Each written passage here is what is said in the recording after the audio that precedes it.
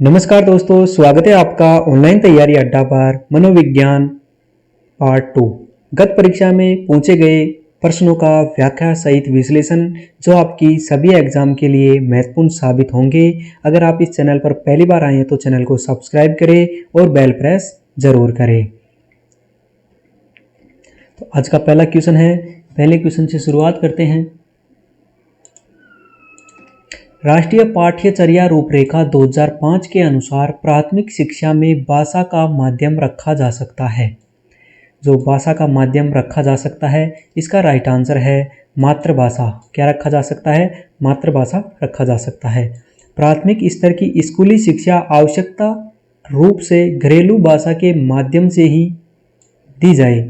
संविधान की धारा 350 के अनुसार प्रत्येक राज्य और राज्य के भीतर प्रत्येक स्थानीय प्राधिकारी भाषा अल्पसंख्यक वर्गों के बालक को शिक्षा की प्राथमिक स्तर पर मातृभाषा में शिक्षा यानी मातृभाषा में शिक्षा की पर्याप्त सुविधाओं की व्यवस्था करने का प्रयास करेगा। तो यह संविधान की धारा 350 में दिया गया है। नेक्स्ट है, विद्यालय प्रशासन के द्वारा विद्यालय में क्रियाकलापों के सुधार हेतु संचालित किया जाता है। विद्यालय प्रशासन के द्वारा विद्यालय में क्रियाकलापों के सुधार हेतु संचालित किया जाता है। तो क्या संचालित किया जाता है? मौलिक अनुसंधान, सामाजिक अनुसंधान, क्रियात्मक अनुसंधान या उपरोक्त सभी। दोस्तों इसका राइट आंसर क्या होगा? इसका right answer option number C होगा। दोस्तों क्या होगा? क्रियात्मक अनुसंधान। विद्यालय प्रशासन के द्वारा क्रियात्मक अनुसंधान आएगा, ना कि ऑप्शन नंबर डी आएगा। क्रियात्मक अनुसंधान का विद्यालय तथा कक्षा कक्ष की शैक्षणिक कार्य प्रणाली में सुधार लाना मुख्य उद्देश्य है। किसका है? क्रियात्मक अनुसंधान का। क्रियात्मक अनुसंधान में अनुसंधानकर्ता विद्यालय से संबंधित सदस्य होते हैं, जैसे प्रिंसिपल हो सकता है, शिक्षक हो सकता है, शिक्षिका हो सकती है, या विद्यालय से संबंधित कोई भी व्यक्ति हो सकता है, और यह विद्यालय के अंदर ही किया जाता है। नेक्स्ट है, कम गति से सीखने वाले बच्चों के लिए अध्यापक को क्या करना चाहिए? कम गति से सीखने वाले बच्चों के लिए अध्यापक को क्या करना चाहिए? टोली शिक्षण, अतिरिक्त ध्यान व शिक्षण, प्रोत्साहन, उपरोक्त सभी। तो दोस्तों इसका राइट आंसर होगा ऑप्शन नंबर डी, यानी टोली शिक्षण भी अच्छा है, अतिरिक्त ध्यान व शिक्षण भी अच्छा है, और प्रोत्साहन भी अच्छा है। कम गति से सीखने वाले बच्चों के लिए अध्यापक को टोली शिक्षण, अतिरिक्त ध्यान व का शिक्षण है। प्रोत्साहन तथा समय का उपचारात्मक विधि द्वारा इन बालकों की कठिनाई को कम किया जा सकता है। यानी उपचारात्मक विधि द्वारा, जैसे प्रोत्साहन देकर, ध्यान व शिक्षण, अतिरिक्त ध्यान देकर और शिक्षण देकर। नेक्स्ट है, क्रियात्मक अनुसंधान का प्रथम सोपान है। क्रियात्मक अनुसंधान का प्रथम सोपान है समस्या का ज्ञान, निष्कर्षों की प्राप्ति, कार्यों का क्रियान्वयन और तथ्यों का संग्रह। तो क्या है इसका right answer? Option number C. क्या है? समस्या का ज्ञान। सबसे पहले हमको समस्या का ज्ञान होना आवश्यक है। क्रियात्मक अनुसंधान का प्रथम सोपान समस्या की पहचान करना होता है। प्रथम सोपान के अंतर्गत संबंधित समस्या की अनुभूति की जाती है, वह उससे जुड़े समस्त प्रकार के कार्यों को पहचाना जाता है। तो सबसे पहले समस्या की पहचान की जाती है। नेक्स्ट है, निम्न में से कौन सा कृत औपचारिक कृत के अंतर्गत आता है?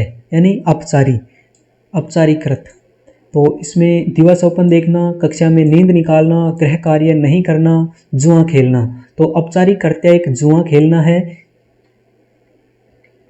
औपचारिक कृत्य निम्न है। जैसे दोस्तों औपचारिक कार्य इस प्रकार के हैं, जैसे अपराधी मित्र मंडली, जुआ खेलना, समाज का दूषित वातावरण, मानसिक संघर्ष, अपराधी क्षेत्र जैसे पड़ोस में शराब की दुकान, वेश्यालय आदि, यह औपचारिक कृत्य के अंतर्गत आएंगे।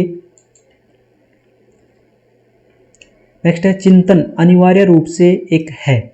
चिंतन अनिवार्य रूप से है संज्ञानात्मक गतिविधि, मनोगतिक प्रतिक्रिया, मनोवैज्ञानिक परिघटना, भावात्मक व्यवहार। तो चिंतन क्या है? चिंतन एक संज्ञानात्मक गतिविधि है। चिंतन एक ऐसी मानसिक प्रक्रिया है जो सभी प्राणियों में पाई जाती है। चिंतन एक संज्ञानात्मक गतिविधि है। चिंतन सभी प्राणियों में पाई जाती है। इसके मूल तत्व मानसिक प्रतिमा, तर्कना, निर्णय तथा समस्या समाधान। 6 से 14 वर्ष के बच्चों को निःशुल्क एवं अनिवार्य शिक्षा को संविधान की धारा में जोड़ा गया। यानी 6 से 14 वर्ष के बच्चों को निःशुल्क एवं अनिवार्य शिक्षा को संविधान की धारा में जोड़ा गया। कौन सी धारा में जोड़ा गया? तो यह जोड़ा गया 21 ए में। किस में जोड़ा गया? 21 ए में 86वें संविधान संशोधन अनुच्छेद 21 ए जोड़कर 6 से 14 वर्ष के बालक बालिकाओं का यह मौलिक अधिकार है कि जिसमें निःशुल्क एवं अनिवार्य शिक्षा की व्यवस्था की गई है। यानी अनुच्छेद 21 जोड़ा गया है 21 ए, इसमें निःशुल्क एवं अनिवार्य शिक्षा व्यवस्था की गई है 6 से 14 वर्ष के बच्चों के लिए। नेक्स्ट है बहुविकल्पी प्रश्नों बच्चों की योग्यता का आकलन करते हैं। जो बहुविकल्पी प्रश्न होते हैं वह बच्चों की किस योग्यता का आकलन करते हैं? सही उत्तर की पहचान करने, सही उत्तर का प्रत्यास्मरण करने, सही उत्तर का निर्माण करने या सही उत्तर की व्याख्या करने। तो बहुविकल्पी, तो यह सही उत्तर की पहचान करने में योग्यता का आकलन करते हैं। एक अच्छा बहुविकल्पी प्रश्न वह है जिसमें विकल्प परस्पर संबंधित हों। यानी जैसे मनोविज्ञान में क्वेश्चन आते हैं सभी विकल्प एक जैसे दिखाई देते हैं, तो बहुविकल्पी प्रश्न की एक विशेषता है कि एक जैसे, ताकि सही निर्णय तक पहुंचने के लिए विद्यार्थी को ज्ञान का अनुप्रयोग करे। अगर क्वेश्चन एक जैसे होंगे, ऑप्शन एक जैसे होंगे, विकल्प, तो विद्यार्थी को अपने ज्ञान का अनुप्रयोग करना पड़ेगा तभी जवाब दे सकता है। कम समय में अधिक संख्या में विद्यार्थियों के मूल्यांकन के लिए विकल्पी प्रश्न अत्यंत महत्वपूर्ण है। अगर आप कम समय में अधिक संख्या में विद्यार्थियों का मूल्यांकन करना चाहते हैं तो विकल्पी प्रश्न बहुत महत्वपूर्ण है, क्योंकि इनमें लिखित जांच की तुलना में कम समय लगता है। यानी जो ऑब्जेक्टिव वनडे एग्जाम होते हैं उनमें ऑब्जेक्टिव क्वेश्चन आते हैं, कंपटीशन एग्जाम में ऑप्शन के क्वेश्चन होते हैं। वैसे आंकलन शिक्षण अधिगम प्रक्रिया का अभिन्न अंग है, क्योंकि जो आंकलन है ना वह शिक्षण अधिगम प्रक्रिया का अभिन्न अंग है, क्योंकि आज के समय में केवल अंक ही शिक्षा में महत्व है।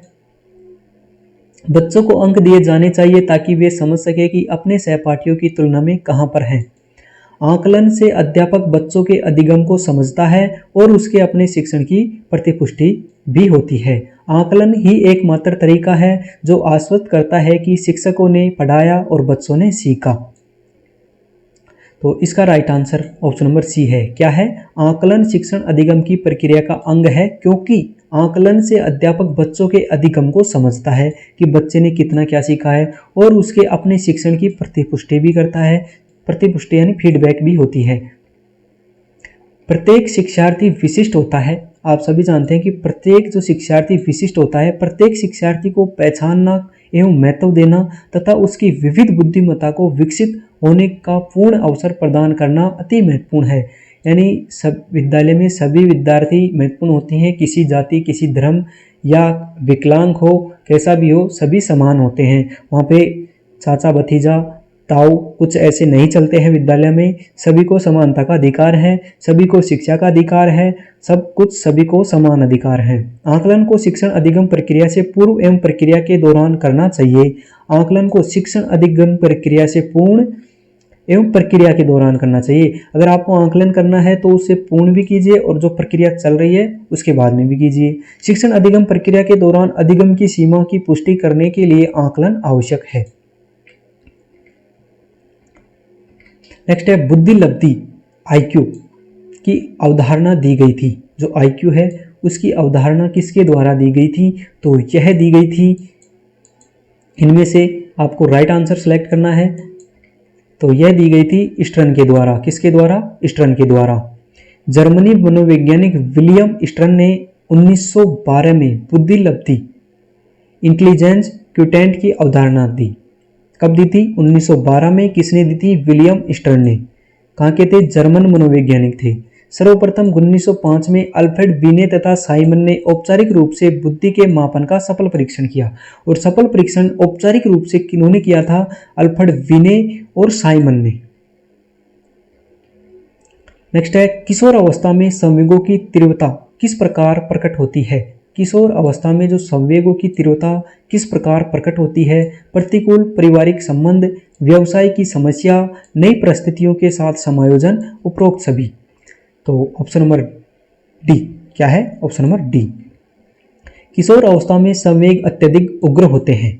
इस अवस्था में विशेषकर क्रोध, प्रेम, सहयोग, व्यवसाय की समस्या, नई परिस्थितियों के साथ समायोजन नामक संवेग सर्वाधिक प्रबल होते हैं। किशोर अवस्था को तूफान काल की अवस्था भी कहते हैं। नेक्स्ट है, पियाजे के अनुसार बुद्धि का बढ़ना किस आयु में आकर रुक जाता है? जो जीन पियाजे हैं उनके अनुसार बुद्धि का बढ़ना किस आयु में आकर रुक जाता है? तो उनके अनुसार बुद्धि का रुकना 16 वर्ष की आयु में रुक जाता है। अमूर्त संक्रियात्मक अवस्था यानी 11 से 15 या 16 वर्ष, इस अवस्था में बालक लगभग संपूर्ण सामान्य ज्ञान से परिचित हो जाता है और शारीरिक मानसिक परिपक्व को प्राप्त कर लेता है। बुद्धि का अधिकतम विकास इसी अवस्था में 15 से 16 वर्ष तक हो जाता है। यानी जीन पियाजे के अनुसार बुद्धि का अधिकतम विकास यानी 90% विकास 15 से 16 वर्ष की उम्र में हो जाता है और वह अमूर्त परिस्थितियों को समझने लगता है। जो अमूर्त, जो दिखाई नहीं देते हैं, उनके बारे में समझने लगता है। इसलिए इस अवस्था को पूर्ण परिपक्वता काल कहते हैं। पूर्ण परिपक्वता काल किस अवस्था को कहते हैं? 11 से 15 अवस्था को संक्रियात्मक यानी अमूर्त संक्रियात्मक अवस्था या पूर्ण परिपक्वता काल। नेक्स्ट है, जन्म से पहले वर्ष तक बालक में कौन सा संवेग पाया जाता है? जन्म से पहले वर्ष तक बालक में कौन सा संवेग पाया जाता है? प्रेम, भय, ईर्ष्या या उत्तेजना? तो कौन सा पाया जाता है? इसमें उत्तेजना पाया जाता है। जन्म के तुरंत बाद बालक में उत्तेजना पैदा होती है जिसके कारण वह तेजी के साथ रोता है। जो बच्चा होता है जन्म के समय तो वह तेजी के साथ रोता है उत्तेजना के कारण, और रोने से उसे नाक के छिद्र खुल जाते हैं। रोने से नाक के छिद्र खुल जाते हैं और श्वसन क्रिया सुचारू हो जाती है। दोस्तों, जब बच्चा जन्म लेता है और उसके आप देखना, नोट करना, जब बच्चा 1-2 महीने का भी रहता है तो रोने पर आंसू नहीं आते हैं क्योंकि उनकी ज्ञानेंद्रियों का विकास अच्छी तरह नहीं हुआ होता है। नेक्स्ट है, बाल विकास से अभिप्राय है। बाल विकास से अभिप्राय है जन्म के बाद बालक में होने वाले परिवर्तनों का अध्ययन, गर्भकाल से लेकर जन्म के बाद की अवस्थाओं में होने वाले परिवर्तनों का अध्ययन, बालक में होने वाले परिवर्तनों का अध्ययन, बालक के शारीरिक और मानसिक परिवर्तन का अध्ययन। तो यह है गर्भकाल से लेकर जन्म के बाद की अवस्थाओं में होने वाले परिवर्तनों का अध्ययन ही बाल विकास का अभिप्राय है। यानी गर्भकाल से लेकर जन्म के बाद की अवस्थाएं बाल विकास के अंतर्गत आती हैं। क्रो एंड क्रो एक मनोवैज्ञानिक है। क्रो एंड क्रो यानी 2 क्रो। गर्भावस्था के आरंभ से लेकर किशोर अवस्था के प्रारंभ तक, यानी गर्भावस्था के तो आरंभ और किशोर अवस्था के प्रारंभ, यानी दोनों के प्रारंभ तक बालक के व्यवहार में होने वाले परिवर्तनों का अध्ययन बाल विकास है। जो इनके अध्ययन किया जाएगा, इनके व्यवहार में परिवर्तन होता है, उसका अध्ययन ही बाल विकास है। बाल विकास गर्भ का धारण से लेकर जन्म के बाद की अवस्था में होने वाले परिवर्तनों का अध्ययन है। नेक्स्ट है, नैतिकता की अवस्था के नाम से कौन सी अवस्था को जाना जाता है? नैतिकता की अवस्था के नाम से कौन सी अवस्था को जाना जाता है? तो नैतिकता की अवस्था के नाम से जाना जाता है किशोर अवस्था को। किसको? किशोर अवस्था को जाना जाता है। किशोर अवस्था के लोगों में स्वतः नैतिक आचरण विकसित होते हैं और वे हर सामाजिक अवसर पर इनका प्रदर्शन करने का प्रयास करते हैं। बड़ों का कहना मानना और उनकी सेवा करना तथा सही मार्ग पर चलना नैतिक आचरण प्रकट करता है। यानी किशोर अवस्था में नैतिक आचरण विकसित होते हैं। सामाजिक अवसरों में भाग लेता है किशोर बालक। आप देखना, कोई भी अगर आपका 12वीं का बालक हो, 10वीं 12वीं का, तो वह सामाजिक अवसरों में भाग लेता है। नेक्स्ट है, बच्चों के सीखने की प्रक्रिया में प्रगति तब हो सकती है जब हम, यानी बच्चों के सीखने की प्रक्रिया में प्रगति तब हो सकती है जब हम उसकी प्रगति की नियमित रूप से जांच करें। बच्चों की प्रगति को नियमित रूप से जांचने के साथ साथ सुधारात्मक कदम उठाएं। बच्चों को नियमित रूप से गृह कार्य दें। बच्चों के लिए नियमित रूप से गतिविधियां आयोजित कराएं। तो इसका राइट आंसर होगा बच्चों की प्रगति को नियमित रूप से जांचने के साथ साथ सुधारात्मक कदम भी उठाएं। यानी उनकी प्रगति को जांचने के साथ साथ जो कमियां हैं उनमें सुधार भी करना चाहिए। नेक्स्ट है, एनसीएफ 2005 का आलेख बनाते समय इसमें शुरुआती शब्द लिए गए हैं। जो एनसीएफ 2005 है उसका आलेख बनाते समय इसमें जो शुरुआती शब्द लिए गए हैं कहाँ से लिए गए हैं? सभ्यता और संस्कृति निबंध से, संस्कृति समाज निबंध से, सभ्यता और प्रगति निबंध से या नित गई प्रगति निबंध से। तो यह लिए गए हैं सभ्यता और प्रगति नियम से। किससे लिए गए हैं? सभ्यता और प्रगति नियम से।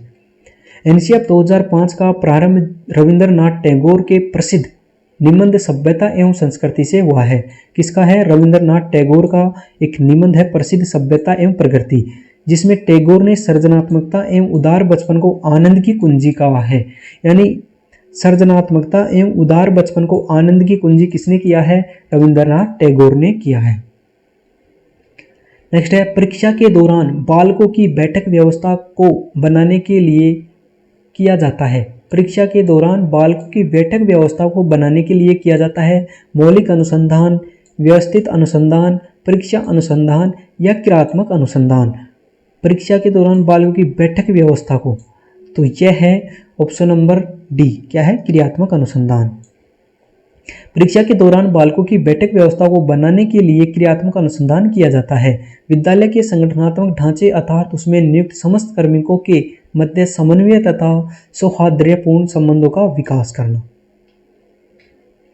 योगात्मक मूल्यांकन का उद्देश्य है। योगात्मक मूल्यांकन का उद्देश्य समय विशेष एवं विभिन्न कार्यों पर एक विद्यार्थी ने कितना अच्छा निष्पादन किया का पता लगाना योगात्मक पूछा गया है।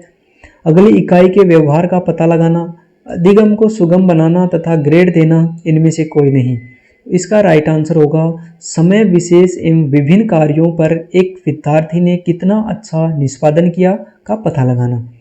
तो योगात्मक मूल्यांकन का उद्देश्य समय विशेष एवं विभिन्न कार्यों पर एक विद्यार्थी ने कितना अच्छा निष्पादन किया का पता लगाना तथा योगात्मक मूल्यांकन का उद्देश्य बालकों को उपलब्धि देना, जैसे ग्रेड या अंक देना, प्रदान करना है। अर्थात बालकों का स्त्रीकरण करना होता है, अर्थात इनकी प्रगति निर्णायक होती है। नेक्स्ट है, निःशुल्क एवं अनिवार्य शिक्षा का अधिकार 2009 में अनिवार्य शब्द का अर्थ है। जो निःशुल्क शिक्षा का अधिकार है उसमें 2009 में जो अनिवार्य शब्द है इसका अर्थ है केंद्र सरकार दाखिले, उपस्थिति और प्रारंभिक शिक्षा की पूर्णता को सुनिश्चित करेगी। उचित सरकारी दाखिले, उपस्थित और प्रारंभिक शिक्षा की पूर्ण को सुनिश्चित करेंगी। दंडात्मक कार्य से बचने के लिए अपने बच्चों को विद्यालय भेजने के लिए अभिभावकों पर निर्णय अनिवार्य रूप से जोर डाला गया है। अनिवार्य शिक्षा सतत प्रशिक्षण के माध्यम से प्रदान की जाएगी। इसका राइट आंसर है ऑप्शन नंबर बी, क्या है? उचित सरकारी दाखिले, उपस्थित और प्रारंभिक शिक्षा को पूर्णता सुनिश्चित करेंगी। नेक्स्ट है, रंगों को पहचानना, गिनती लिखना, वस्तु को क्रम में लगाना बालक किस अवस्था में करता है? तो यह बालक करता है ऑप्शन नंबर बी, क्या है? बाल्यावस्था में करता है। बाल्यावस्था में बालक मूर्त परिस्थितियों के संदर्भ में विचार करने लग जाता है। मूर्त परिस्थितियों के संदर्भ में बालक ही रंगों की पहचानना, गिनती लिखना, किसी वस्तु को क्रम में लगाना आदि कार्य इस अवस्था में करता है। सीखने से संबंधित तथ्य निम्नलिखित में से सही नहीं है। सीखने से संबंधित तथ्य निम्नलिखित में से सही नहीं है। सीखना व्यक्ति के सर्वांगीण विकास में सहायक है। सीखना व्यवहार में परिवर्तन है। सीखना केवल विद्यालय में होता है, एक सार्वभौमिक प्रक्रिया है। तो सीखना केवल विद्यालय में होता है, क्या पूछा गया? नहीं है, तो नहीं है। सीखना केवल विद्यालय में नहीं, विद्यालय से बाहर भी सीख सकते हैं। सीखना व्यक्ति के सर्वांगीण विकास में सहायक है। सीखना व्यवहार में परिवर्तन है, एक सार्वभौमिक प्रक्रिया है। सीखना व्यक्ति के सर्वांगीण विकास में सहायक है, व्यवहार में परिवर्तन है और विद्यालय के साथ साथ विद्यालय के बाहर भी प्राप्त किया जा सकता है, सार्वभौमिक। नेक्स्ट है, क्रिया प्रसूत अनुबंधन का दूसरा नाम है। क्रिया प्रसूत अनुबंधन इसका दूसरा नाम है। इसका दूसरा नाम है नैमित्तिक अनुबंध। क्या नाम है? नैमित्तिक अनुबंधन। क्रिया प्रसूत के सिद्धांत को अन्य नाम नैमित्तिक अनुबंधन, सक्रिय अनुबंधन, ऑपरेंट थ्योरी आदि के नाम से जाना जाता है। एक टेलर को शर्ट बनाने के लिए पूरे शहर में लोग जानते हैं, परंतु उसी टेलर से पैंट बनवाते समय व्यक्ति संतोष की प्राप्ति नहीं करता है। यह है सकारात्मक प्रशिक्षण अंतरण, नकारात्मक प्रशिक्षण अंतरण, सामाजिक प्रशिक्षण अंतरण और शून्य प्रशिक्षण अंतरण। तो यह शून्य प्रशिक्षण अंतरण है। क्या है? शून्य प्रशिक्षण अंतरण, यानी इन दोनों से कोई संबंध नहीं है। शून्य अधिगम अंतरण, जब परिस्थितियां समांतर या विपरीत होती हैं तो पहली परिस्थिति का ज्ञान दूसरी परिस्थिति में प्राप्त ज्ञान प्राप्ति के समय अपना कोई प्रभाव नहीं छोड़ता है, यानी कोई प्रभाव नहीं छोड़ता है शून्य अधिगम अंतरण में, और सकारात्मक में उसका प्रभाव छोड़ता है और नकारात्मक में गलत प्रभाव छोड़ता है। जैसे एक टेलर को शर्ट बनाने के लिए पूरे शहर में लोग जानते हैं, परंतु उसी टेलर से पैंट बनवाते समय व्यक्ति संतोष की प्राप्ति नहीं करते हैं। तो शर्ट बनाने में प्रसिद्ध है लेकिन पैंट बनाने में प्रसिद्ध नहीं है। नेक्स्ट है, एक बालक एक बार अग्नि से जलने के बाद अग्नि से दूर रहता है, यह व्यवहार है। तो यह कौन सा व्यवहार है? अग्नि से जलने के बाद अग्नि से दूर रहता है, तो शास्त्रीय अनुबंधन, उसको अनुबंधन हो जाता है कि अग्नि के पास जाएंगे तो जलेंगे। एक बालक एक बार अग्नि के जलने के बाद दूर रहता है, यह शास्त्रीय अनुबंधन से संबंधित व्यवहार है। मानव जीवन का सबसे प्रारंभिक संरचनात्मक स्वरूप है। मानव जीवन का प्रारंभिक संरचनात्मक स्वरूप तो क्या है? यह जाइगोट, संयुक्त कोष। क्या है? संयुक्त कोष। मानव शरीर का निर्माण कोशिकाओं से होता है। मानव शरीर का निर्माण कोशिकाओं से होता है। इसका आरंभिक संयुक्त कोष जिसे जाइगोट कहते हैं। जाइगोट ही उत्पाद कोशिकाओं का सम्मिलित योग है, जिसमें एक कोशिका पिता से पितृ कोशिका, दूसरी माता से मातृ कोशिका होता है। किस बाल विकास आंदोलन का जनक कहा जाता है? यानी बाल विकास आंदोलन का जनक किसे कहा जाता है? तो यह कहा जाता है बाल विकास आंदोलन का जनक स्टैनली हॉल को। किसे? स्टैनली हॉल को। स्टैनली हॉल के द्वारा किशोर अवस्था में होने वाले परिवर्तनों के संदर्भ में अकस्मात परिवर्तन का सिद्धांत दिया। स्टैनली हॉल को बाल विकास आंदोलन का जनक माना जाता है। इनकी प्रसिद्ध पुस्तक एडोलसेंस। क्या है? स्टैनली हॉल की जो प्रसिद्ध पुस्तक है एडोलसेंस। नेक्स्ट है, अभिवृद्धि के लिए कौन सा कथन सत्य नहीं है? क्या पूछा गया है? नहीं है। दोस्तों एग्जाम में नहीं है वाले क्वेश्चन अधिक आने लग गए। अभिवृद्धि के लिए कौन सा कथन सत्य नहीं है? यह मात्रात्मक होती है, यह निश्चित दिशा में होती है, यह संख्यात्मक होती है, यह अंगों से संबंधित है। तो अभिवृद्धि यह अंगों से संबंधित है, यह संख्यात्मक होती है और यह मात्रात्मक होती है, लेकिन यह निश्चित दिशा में नहीं होती है। कोशिकाओं के बढ़ने से हमारे शरीर के आकार, लंबाई, वजन या अंगों के परिवर्तन आता है, इसे ही अभिवृद्धि कहा जाता है। अभिवृद्धि की प्रमुख विशेषता है, अभिवृद्धि एक पक्षीय होती है, यह संकुचित अवधारणा है। अभिवृद्धि की कोई निश्चित दिशा नहीं होती है। नेक्स्ट है, किशोर अवस्था की मुख्य विशेषता निम्न में से है। किशोर अवस्था की मुख्य विशेषता आत्मगौरव, रचनात्मक, आत्मचेतना, उपरोक्त सभी। तो यह है आत्मचेतना, रचनात्मक और आत्मगौरव। जो निम्न विशेषताएं दी गई हैं आपको, दिवास्वपन, सेवा की भावना, नैतिक, रचनात्मक, परिपक्वता। और दोस्तों किशोर अवस्था को तूफान काल कहा जाता है। नेक्स्ट है, निम्नलिखित में से कौन सा आयु समूह परवर्ती बाल्य अवस्था श्रेणी के अंतर्गत आता है? एक पूर्ववर्ती होती है और एक परवर्ती होती है। तो परवर्ती के अंदर आएगा 9 से 12 वर्ष का। बाल्य अवस्था की अवस्था 5 से 6 वर्ष से लेकर 12 वर्ष तक की मानी जाती है। परवर्ती बाल्य अवस्था की आयु 9 से 12 वर्ष। 9 वर्ष तक आते आते बच्चा तार्किक होने लगता है। Press the bell icon on the YouTube app and never miss another update.